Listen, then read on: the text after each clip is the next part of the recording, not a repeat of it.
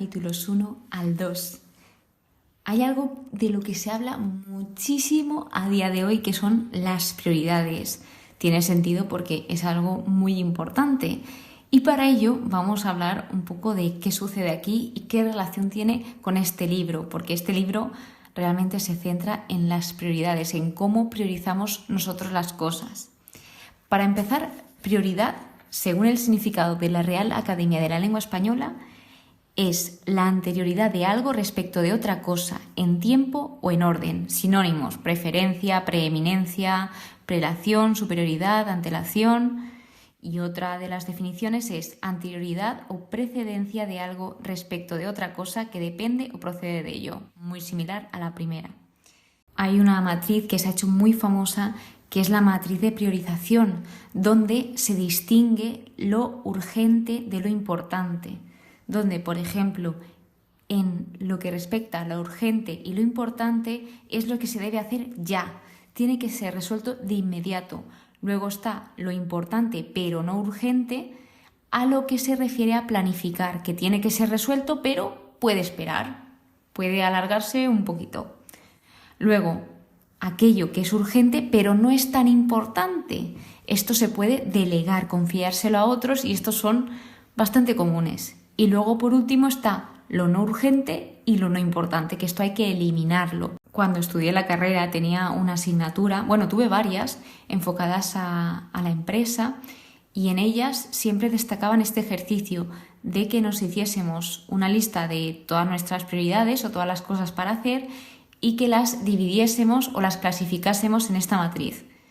Sí que es verdad que hay personas que les funciona muy muy bien y hay otras que les cuesta escribirlo. No es tan fácil llegar y decir, vale, voy a escribir todas mis tareas, mis prioridades y las voy a plasmar aquí. Es un gran trabajo para algunas personas. Y luego también hay personas que lo que hacen es establecer esas prioridades o tareas que hacer, se las anotan a lo largo de la semana en un calendario o en una pizarra o en lo que sea, y gracias a eso pues ellas se van organizando el día. Hay diferentes cosas. Pero entonces, ¿esto qué relación tiene con este libro de Ageo? Pues bien, antes quiero situaros porque los anteriores profetas menores tratan de tiempos antes al exilio. Y estos tres últimos profetas menores, a partir de este libro de Ageo, hablan sobre los tiempos después de ese exilio a Babilonia, cuando regresan de nuevo a Jerusalén, por lo que Ageo es un profeta del siglo VI a.C. Y este libro, curiosamente, tiene fecha de realización y son muy específicos.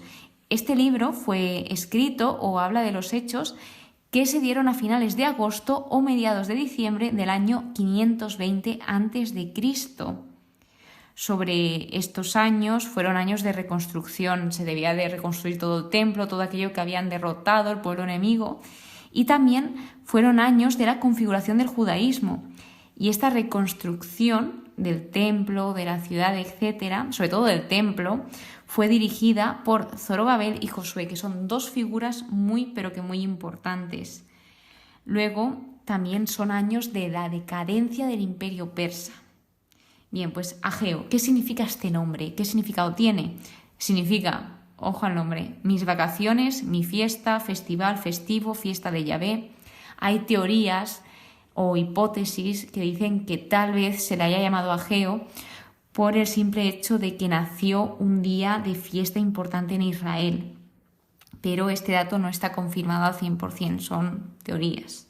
Ageo no estuvo solo en su ministerio profético, sino que también le acompañaba otro profeta muy relevante, que es el siguiente libro que estudiaremos, que es Zacarías, donde ellos dos se encargaron de reavivar las energías y los ánimos e indujeron a Zorobabel y a Josué a seguir, y también al pueblo de Israel. Ellos transmitían como profetas el mensaje de Dios, y gran parte de ese mensaje era dar ánimos, porque no era fácil para ellos, ya que veían cómo estaba la ciudad y siempre, no sé por qué, los humanos pensamos en que el pasado es mucho mejor y que estaban mejor allí en el exilio en Babilonia.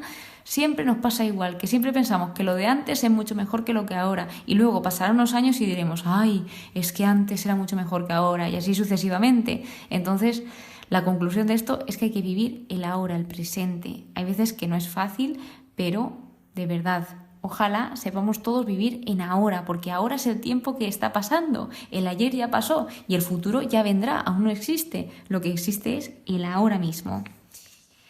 ¿Por qué venían también estas palabras de ánimo? Pues después de regresar a Jerusalén, 2 años más tarde, comienza esa reconstrucción del templo que fue dirigida por Zorobabel. Y este trabajo se detuvo al cabo de 2 años, por el año 534 a.C., donde después de 14 años de abandono, 14 años, el trabajo en el templo se reanudó en el año 520 a.C., y se terminó 4 años después, en el 516 a.C. Y esto lo estudiamos en el libro de Esdras, en específico capítulo 6. Teniendo este contexto, ¿qué sucede aquí? ¿Qué sucede aquí? Pues lo que sucede es que llegan a Jerusalén y lo que hacen es priorizar la reconstrucción de sus casas, e incluso cuando ya acababan de reconstruirlas, pues como a decorarlas, a tenerlas muy bien hechas, en lugar de empezar a pensar en reconstruir la casa del Señor, el templo de Yahvé. Por lo que empiezan a hablar de estas excusas y esas otras prioridades que tiene el pueblo de Israel.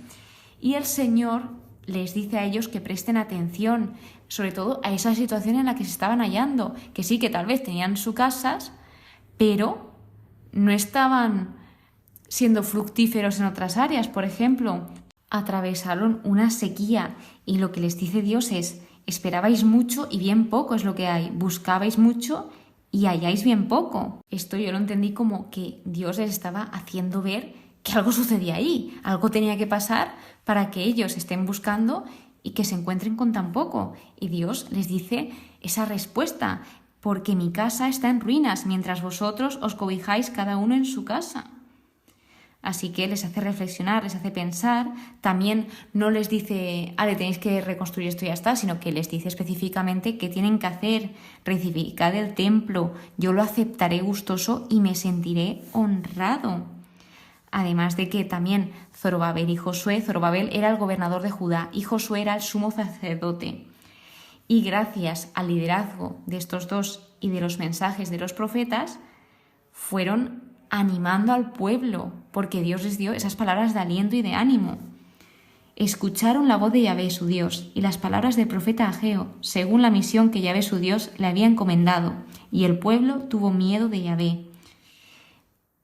El liderazgo es muy importante, y sobre todo cuando muchas personas dependen de ti, de tus decisiones. Otra de las cosas que nos enseña el libro, que nuestras decisiones son muy importantes y sí que importan. Una de las cosas que me encanta es que el Señor les dice al pueblo: yo estoy con vosotros. Y después de decirles esto, mueve el espíritu de su pueblo, tanto de los líderes como de todo el pueblo. Entonces, Dios muchas veces nos manda mensajes para animarnos, para fortalecernos, para alentarnos a hacer cosas que hay veces que nos estancamos, porque en este momento ellos estaban estancados. Muchos estaban confundidos, no sabían qué hacer. Era un tiempo raro. Luego sigue dando esas palabras de ánimo, pero ahora ten ánimo, y se dirige a cada uno por su nombre. Zorobabel, ten ánimo, Josué, ten ánimo, pueblo de toda la tierra. Se dirige a todos, a la obra que estoy con vosotros, según el pacto que hice con vosotros, y mi espíritu sigue en medio de vosotros, no temáis. 3 cosas importantes: ten ánimo, esfuérzate. Segunda, trabajad a la obra. Y tercera, no temáis. Y además, y esta es muy importante, es como Dios muestra esa fidelidad al pacto que hizo con su pueblo en todo momento, a pesar de esas rebeliones que ellos hacían contra Dios. Llegarán entonces los tesoros de todas las naciones, y yo llenaré de gloria al templo. En otras traducciones y en la Vúlgata se traduce y está escrito: llegará entonces el deseado de todas las naciones, que aquí se refiere a Jesús, el Mesías. Y habla sobre que la gloria de este templo será mucho más grande que la del primero, porque sí que es verdad que también al regresar de nuevo a Jerusalén habían ancianos que habían podido contemplar el primer templo. Lo que os decía, no sé por qué, el ser humano no nos contentamos, no aceptamos el presente y siempre pensamos que el pasado fue mejor. Y esto es lo que sucedía, que había como una mezcla entre gritos de alegría y gritos de lloro, porque gritos de alegría de ver ese nuevo templo que estaba siendo reconstruido y los lloros de los que estaban anclados en el pasado. Entonces, el Señor dice que la gloria será mucho más grande que del primer templo, en este nuevo templo, y que habrá paz, que esto se dice shalom, y cuando habla de paz, habla de un establecimiento de un bien duradero y justo. Mía es la plata y mío es el oro, oráculo de Yahvé Sebaot. Ellos no necesitaban desanimarse si no tenían el dinero, el oro, lo que sea para reconstruir el templo. Lo único que tenían que hacer era confiar en Dios, porque Dios provee. Tras esto, hay una consulta a los sacerdotes que realiza Ageo y la conclusión de todo esto es que la santidad no es contagiosa, pero la impureza sí. Es decir, la presencia del pueblo de Dios en la tierra prometida no estaba santificando todo lo que hacían. Ellos también tenían que purificarse. Y luego habla de esa promesa de prosperidad agrícola, donde de nuevo vuelve a decir el Señor, prestad atención a partir de este día. Y les va haciendo reflexionar y pensar sobre todo lo que les había pasado antes. Yo castigué, pero ninguno os volvisteis a mí. ¿Por qué Dios castiga? Dios no lo hace como algo malo. Dios cuando castiga es porque quiere que aprendamos de la lección y que saquemos cosas buenas de ese castigo. No es un castigo como te quiero destruir, para nada. Él lo que quiere es que mejoremos y que veamos nuestro fallo, que veamos la verdad. Desde este día yo los bendeciré. Él, el Señor, no quería que desconfiasen, Él no quería que se desanimasen, sino todo lo contrario, que confiasen y que se animasen. Por último, hay una promesa específica a Zorobabel, que es la siguiente. Voy a sacudir, volcaré, destruiré el poder de los reinos paganos, serán abatidos. Lo que está haciendo aquí primero es prometer luchar por su pueblo en el día de restauración y rescate. Esto es más, sí que es verdad para el pueblo. Pero luego continúa con la promesa a Zorobabel y habla de que aquel día te tomaré a ti, Zorobabel, que Zorobabel era sucesor del rey David y está incluido en la ascendencia de Jesús, siervo mío, y te haré mi anillo de sello, pues tú eres mi elegido. Este anillo de sello lo que hacía era servir para sellar cartas y documentos y era guardado muy cuidadosamente. Y esto ha sido el libro de Ageo. Es un libro muy corto, son 2 páginas, son 2 capítulos, se lee más rápido que escuchar este episodio, pero la verdad que, oye, trata unos temas muy interesantes y sobre todo lo de las prioridades.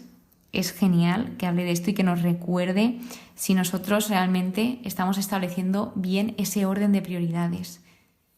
Así que muchísimas gracias por estar aquí una vez más, muchísimas gracias por escucharme. Te espero en el siguiente episodio, que es la conclusión de este libro, esas lecciones que he aprendido.